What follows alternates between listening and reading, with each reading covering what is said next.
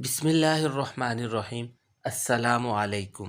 امید ہے کہ آپ تمام احباب خیر و عافیت سے ہوں گے۔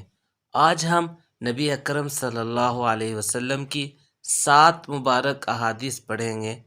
حدیث نمبر 1، نبی اکرم صلی اللہ علیہ وسلم کا اسم گرامی آئے تو درود شریف ضرور پڑھیں۔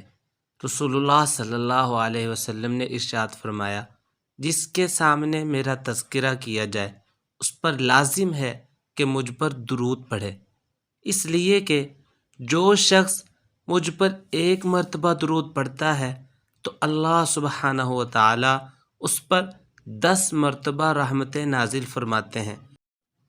حدیث نمبر 2، نبی اکرم صلی اللہ علیہ وسلم نے ارشاد فرمایا، جس شخص کی نماز عصر فوت ہو جائے وہ ایسا ہے گویا کہ اس کے اہل و عیال اور مال و اسباب سب ہلاک ہو گئے ہوں۔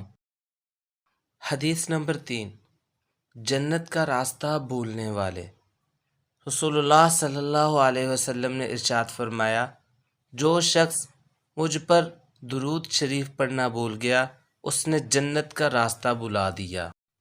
حدیث نمبر 4، حضرت مقدام رضی اللہ تعالی عنہ سے روایت ہے کہ رسول اللہ صلی اللہ علیہ وسلم نے ارشاد فرمایا، اس سے بہتر کوئی کھانا نہیں جو آدمی اپنے ہاتھوں سے کما کر کھاتا ہے، اور اللہ کے نبی داؤد علیہ السلام بھی اپنے ہاتھوں سے کما کر کھایا کرتے تھے۔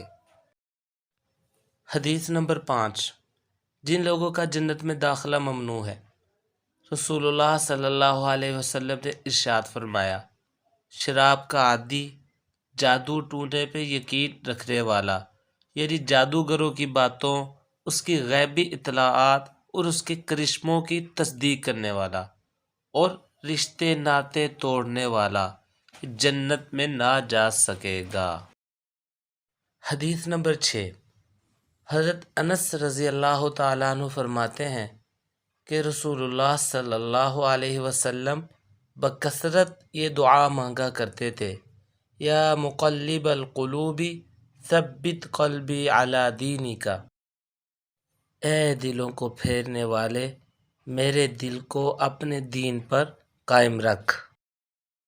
حدیث نمبر 7، 3 کاموں میں کبھی تاخیر نہ کریں۔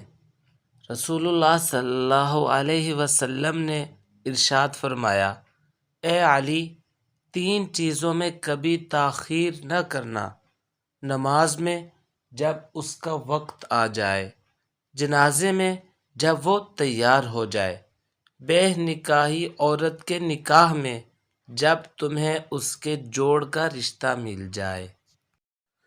تو محترم بھائیو، یہ تھی اللہ کے نبی پاک صلی اللہ علیہ وسلم کی 7 مبارک احادیث، جن کو آپ لوگ بار بار سنیں اور ان پر عمل کرنے کی کوشش کریں اور دوسروں کو بھی ان کی ترغیب دیں۔ جزاکم اللہ خیرا۔